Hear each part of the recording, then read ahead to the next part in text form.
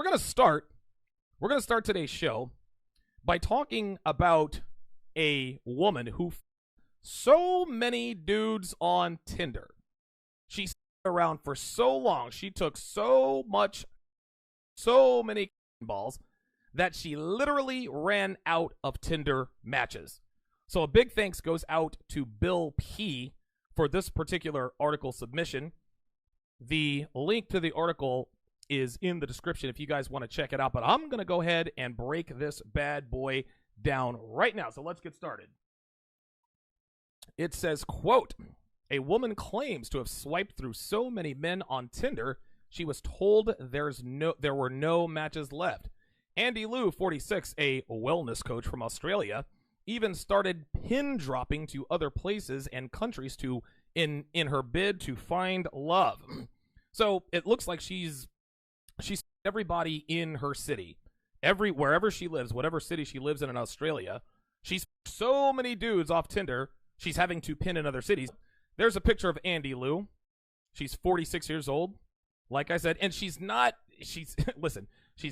terrible looking. You can see she has a decent body, but she's not, she looks like a witch in the face. And I think the reason why I say she looks like a witch is because she has a mole right below her lip, number one. Number two, she's got this wry smile. You can see that she has smashed into the wall. She's clearly an ugly duckling who sort of grew into this obviously nice body. Listen, a lot of guys have fucked her. A lot of guys swipe right on Tinder for this particular woman because she has an ample bosom. She has ample breasts. And by the way, when women dudes on Tinder, and I've never been on online dating, but what a lot of dudes tell me is that bitches on Tinder they absolutely hate condoms. They hate condoms. So this woman is probably riddled or has been riddled with STDs more than a few times. This is just how it is, guys. Let's continue. It says, Andy has been searching for the one both offline and on dating apps for the past 6 years and signed up for Tinder when it first launched. She initially had some success telling female, I ended up having a relationship with a guy I fell madly in love with until he had to go back to Sweden. Unfortunately, she had to break things off as she knew she could never live there full time. She continues, the other, quote, matches I just met, and we became amazing friends. So let's take this from the top. So she's been finding love, attempting to find love, searching for love offline, in other words, in her real life and on dating apps for the past 6 years. And the interesting thing is that she signed up for Tinder when it first launched. So she probably signed, I don't know when Tinder came out. I think it came out in 2009. I might be incorrect with that.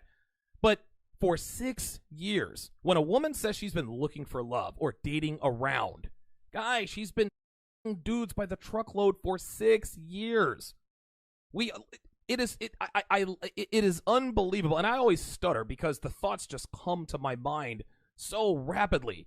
But it is absolutely beyond me how most men do not understand when they read between the lines when a woman tells you she's been dating around or looking for love for 5, 6, 7 years. Translation, she's been around. I talked about this in my workshop. When a woman says, I haven't been in a relationship in 3 years, translation, I've been sport dudes by the truckload for 3 years. This woman says she's been searching for the one, both offline and on dating apps for the past 6 years. She's been a Tinder slut since the inception of Tinder. The next paragraph, she said, she ended up having a relationship with a guy that she fell madly in love with until he had to go back to Sweden. Unfortunately, she had to break things up because she knew she could never live there full time. Listen, and what you guys got to understand is this. She can say that she fell madly in love, but clearly she was not. If she really was madly in love with this guy, it would have been no question in her mind to move to Sweden. I can't think of a reason that she couldn't move to Sweden with this guy if she didn't truly love him. This just goes to show that a lot of women say a lot of things. They say, I love you, but they don't really love you. Then some women like to say, well, I love you, but I'm not in love with you. Guys, listen, love is an action. Okay? Love is not a feeling. Love is not unconditional. Women are incapable of unconditional love. They love two things unconditionally, their children and their pets. If she was so madly in love with this guy, then she would have moved to Sweden. Now, here's the thing. I agree that she had very strong feelings for him, she may have loved him, but not enough to move to Sweden to be with him. Gladys Knight famously says in her song, "In a Midnight Train to Georgia," I'd rather live in his world than live without him in mine. I'm sure she loved the guy, but she obviously didn't love him enough. If a woman truly loves you, she will make that very clear. If a woman truly loves you, she will rearrange her life. She will move heaven and earth. She will acquiesce to your every whim. She will relocate for you. The fact that she wasn't ready, or that she couldn't, or she felt that she could never live there full time, that just says to me that she just didn't love the guy enough. And that's okay. Just don't go crying when you're 46 years old, you've run out of Tinder matches, and nobody wants to be with you because you fucked 751 guys.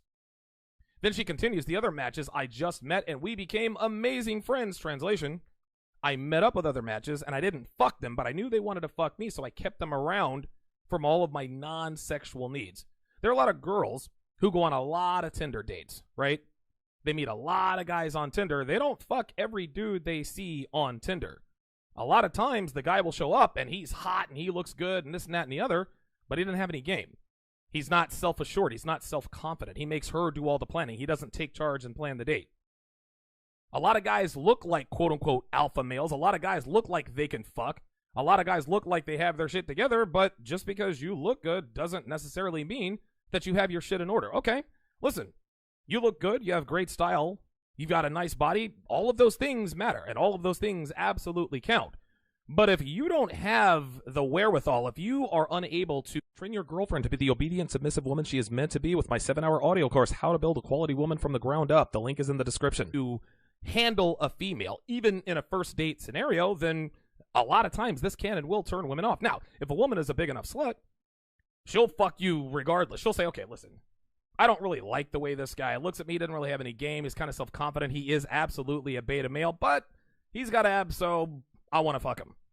Some girls will fuck a Tinder date no matter what, but not all girls fuck all Tinder dates. But the ones they end up not fucking, those are the ones they put in the friend zone. And the guys that go out with these women and get put in the friend zone, they don't know they're in the friend zone, right? Like, I get emails all the time. Donovan, I've met this girl on Tinder. I really like her. She really likes me. We've been out on a couple of dates, and I want to go out with her on a third date. I haven't fucked her yet. What should I do? Well, I find out that he took her to a restaurant on the first date and a restaurant on the second date. So his first problem was that he rewarded a woman for just showing up. Guys, I always say this, never feed her before you fuck her. That's how that goes. When it comes to Tinder sluts, if you meet a female on Tinder, do not feed her before you fuck her. If you feed her before you fuck her, you will not fuck her. When you take a woman out to a date, when you take a woman out to eat, to a sit-down restaurant, you are giving her your time, your attention, and most importantly, your resources for no other reason but that she's a female. Knowing that that's all that it takes to get you to part with some of your resources in the way of a meal, she feels like, oh, you know what? If I'm going to get more of these resources, or I know this guy wants to fuck me and I don't really want to fuck him, but if all I have to do is show up and get fed, then yeah, why not become good, amazing friends? Never feed Tinder sluts before you fuck them, guys. If you feed her before you fuck her, you will never, ever fuck her. That's all there is to it. Let's move along. It continues. Andy's experiences have led her to write a book entitled #InstaLovers, which is about digital dating and DM disasters. During a recent press tour in the U.S., the mum of one decided to revisit apps because, quote, there was nobody left in Melbourne that she felt like she wanted to meet or date. She explains if you reach the end of the app message, if you reach the end of the app, a message will pop up saying there's no one new in your area, at which point you need to widen your area and age range. Andy even ended up dating men in their 20s and 30s while in her early 40s because she found men of a similar age to her in Melbourne were already married.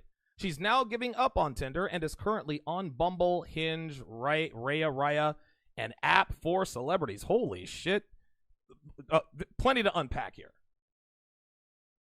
So let's take that first paragraph. She's writing a book about digital dating and DM disasters.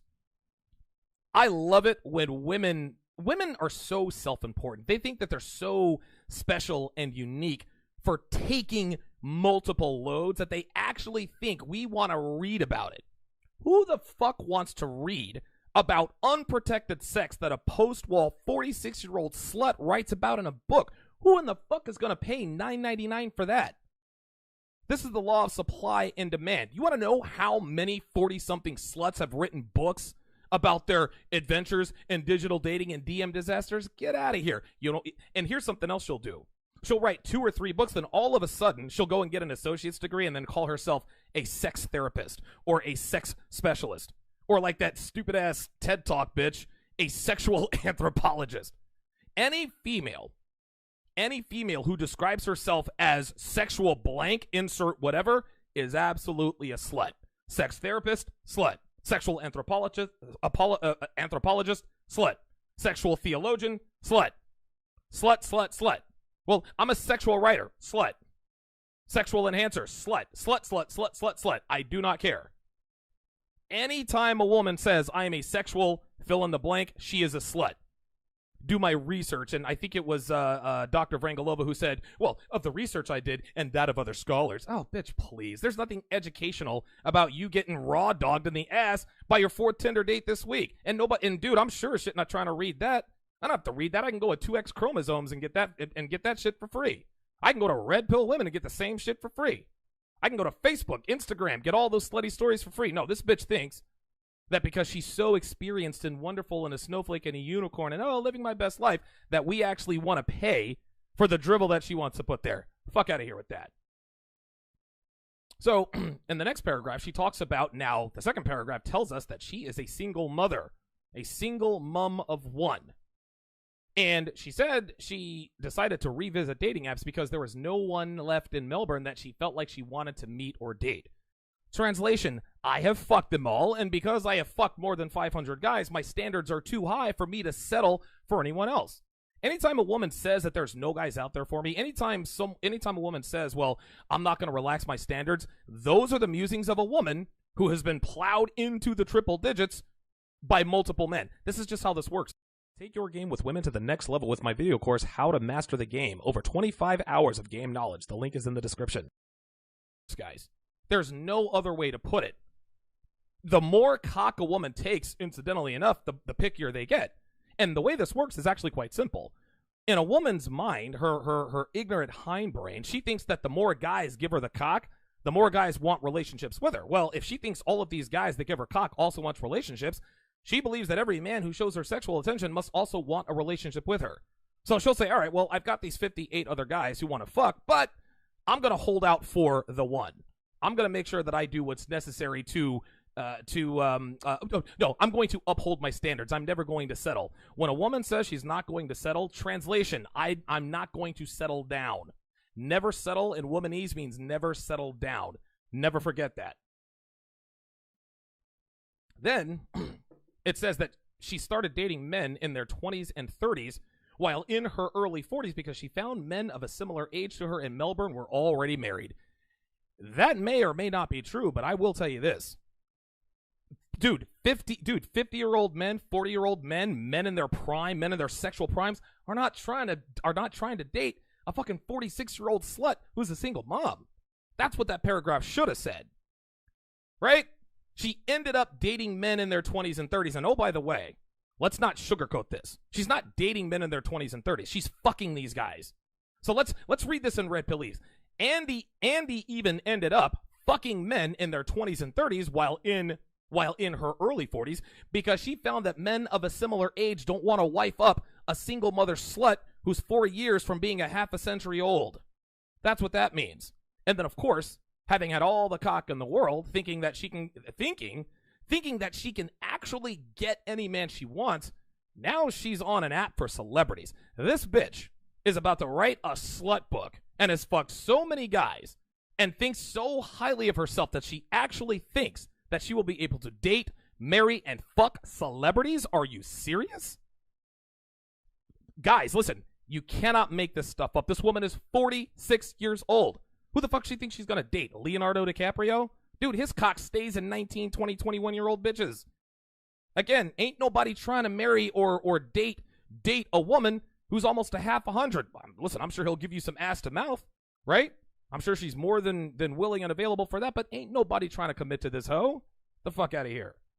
Let's move on.